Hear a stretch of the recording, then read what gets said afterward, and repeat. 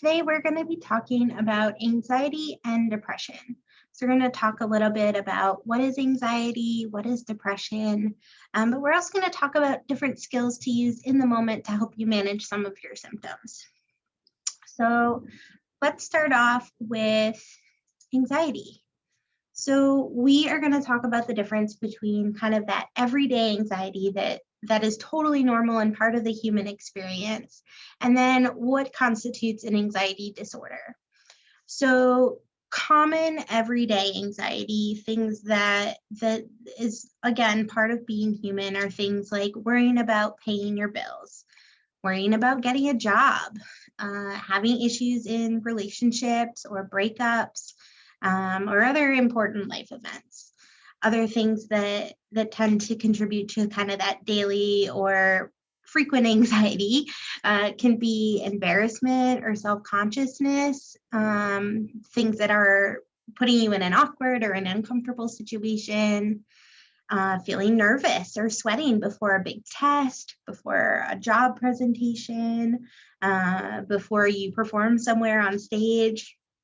Realistic fears, such as being afraid of, dangerous objects, dangerous places, dangerous situations.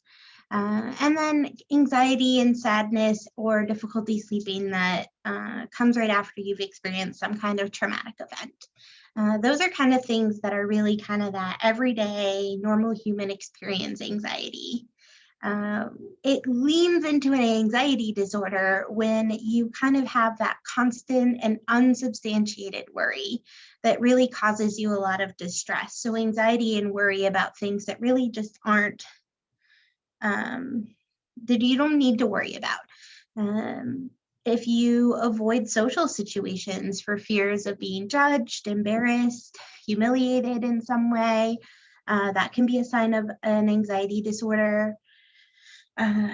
Panic attacks that just kind of come out of the blue, that don't really have a meaningful trigger. So this is different than, you've just been through a traumatic event.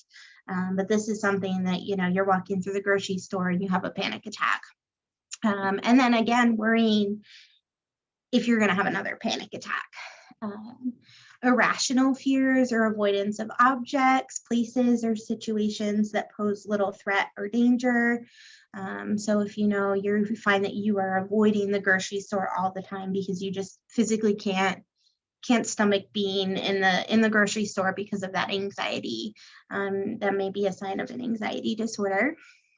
And then a trauma-related disorder could be happening if you have recurring nightmares, flashbacks, emotional numbing, anything related to trauma that's happened several months or years before whatever day happens to be. So those are kind of the big differences between kind of that average, totally normal anxiety that we experience as humans, and then what could be an anxiety disorder. So this is probably my favorite anxiety management technique. I will coach this to pretty much everyone I work with. And it's something that I find that I use myself a lot too. It's really nice to remind you that you are in the moment, that what is around you is safe, and you're going to be okay. So it's called the 5-4-3-2-1 grounding exercise. And so the first thing you're going to do is you're going to look around you and you're going to name 5 things that you can see. So if I were to look around my office right now, I can see my clock. I can see a tree outside my window. I can see my keyboard. I can see my water bottle. And I can see a pen. There you go. 5 things you can see. You can say it out loud. You can think it in your head, whatever is easier or more comfortable for you. So then you're going to do 4 things that you can touch. And so for me, that would be, I can touch my pen. I can feel the fabric of my sweater. I can feel my mask, if you still have a mask. I keep a tennis ball next to my desk so I can feel the tennis ball. So that was 4 things I can touch. 3 things I can hear. So if I were to be quiet for a second, I can hear my sound machine outside. I can hear cars driving by. I can hear the air conditioner going, I think, like our heating system. It's hard in a therapy office. We try to keep things quiet. But if you're in the grocery store, you can probably hear a lot more things, or out in public or in your home. And then you're going to do two things you can smell. So sometimes this is maybe you need to go spray, some lotion. So if I were in here, I'd got my room spray. So now I can smell eucalyptus tea. But if you're in the grocery store, maybe you smell fresh bread, maybe you smell cookies, maybe they have those rotisserie chickens that always smell really good. So just name two things you can smell, and then one thing you can taste. So take a drink of water, take a drink of juice or soda, pop a piece of gum in your mouth and start chewing that. Just something to really engage all of your senses. And so the idea is that once you kind of work through those things, not only is your mind distracted from whatever may have been causing you anxiety in the first place, but you're also just kind of more aware of your surroundings, which can put a lot of people at ease. So hopefully that is helpful for your anxiety kind of in the moment. The other thing I want to talk about is good anxiety. And I know you're probably thinking, what is that? So I want you to think about how you feel when you're feeling anxious. You might get sweaty, you might feel nauseous, you might shake a little bit, your heart might race. And then let's think about, how do you feel when you're excited? Well, when I'm excited, my heart generally races, right? I breathe a little faster. Sometimes your stomach feels maybe not nauseous, but a little, different, because you're just really anticipating whatever it is that's about to happen. And so if you notice, a lot of those feelings are kind of similar, right? And so good anxiety is really trying to, use those emotions, use those things that we're feeling in a positive way. And two ways we can do that is to, one, reevaluate our anxiety. So maybe we are about to take a test, or we are going to a job interview and we're feeling really nervous. We're feeling nauseous. We're feeling, sick to our stomach. We're shaking. Tell yourself you're excited, right? This is good. I have a job interview. I'm going to do something, right? And so just the process of telling your body that you are excited can sometimes make it feel like the physical symptoms that you're still experiencing are more positive in nature. And then the other thing is change your focus. So a lot of times we focus on what could go wrong, right? What if I fail the test? What if I don't do well at the job interview? What if I slip and fall and someone laughs at me, right? It's always the what if this bad thing happens. So instead of focusing on what could go wrong, start focusing on what could go right. What if I do really well on the test? What if I nail my job interview? What if I go to the store and I don't slip and fall, right? So all of these things can have positive outcomes as well. And changing our focus to those positive outcomes can sometimes make a world of difference with the anxiety that we're feeling. So that is anxiety in a nutshell. There is plenty more out there that hopefully, if you are interested in working on or talking about more, you absolutely, can seek counseling, or maybe you already are through community partners. So let's move on to depression, sadness, and grief. So just like we did with anxiety, we are going to be talking about kind of what is the typical human experience of depression, sadness, and grief, and then what could push that over into a depressive disorder. So as we go through life, it is 100% natural to feel sad, to feel grief. And so some of those examples are feeling sad or upset following a job loss, relationship loss, death, other, big life changes. Some days we just feel tired and we feel unmotivated. That is a-okay, right? Like there are days you don't want to get up from bed. You maybe don't want to do your laundry. We all have those days, totally natural, and not something to be overly concerned about if it's happening every once in a while. Same with wanting to spend time with yourself due to sadness, life stressors, just because having time to yourself can be really helpful and positive. So if there's times when you feel like you just want to be by yourself, that's okay. Every once in a while, people get poor sleep, right? Maybe we were anxious that day. Maybe we don't feel well. Maybe it's too hot or too cold, right? There's just sometimes when we just don't sleep well. And that doesn't mean that we are struggling with a depressive disorder. And then occasional negative thoughts about yourself.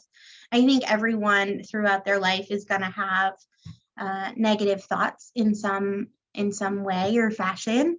We can't all be, rainbows and unicorns positive all the time. That would be weird. And so, having the occasional negative thoughts about yourself, as long as you're able to kind of push through those, again, is totally natural. Where it comes into a depressive disorder can feel, if you are depressed, feeling low, feeling sad for most days for at least 2 weeks at a time. If you have stopped engaging in your previously enjoyed activities because you just are not interested in them anymore, they don't bring you excitement. If you're having difficulties following through with your job, your daily tasks, or hygiene, because you're not feeling well, you're not feeling motivated, that could be signs of a depressive disorder. Poor sleep, so getting too much sleep, wanting to sleep all the time, always feeling tired, or too little sleep, so difficulty falling asleep, staying asleep, just sleeping through the night. Thoughts of suicide, thoughts of harming yourself are all signs of a depressive disorder. And then withdrawal from social supports or interactions. And so if you're having kind of any of those, that grouping of symptoms, definitely bring it up to someone, be it your doctor, your therapist, reach out for support, and go from there. So one of my favorite depression management skills is behavioral activation. And this is used to help you increase motivation when you're feeling low, feeling depressed. And it is done in 4 simple steps. That sounds really simple, and I know the actual process of doing this can be hard, but it's not a lot for you to remember. So first thing you're going to do is identify an activity that you enjoy, that you want to do, that you need to do. So maybe that is going for a walk, right? So because you've been feeling depressed, you haven't gone out and walked like you used to do. So you want to go for a walk. So you are going to keep it on a piece of paper, in a notebook, keep it on your fridge, somewhere that you're going to remember it. You're going to start tracking your moods before and after you do this activity. So let's say on a scale from 1 to 10, where 1 is a really low mood, 10 is a really good moody. You write down your activity, or you write down your mood before you do the activity. Sorry.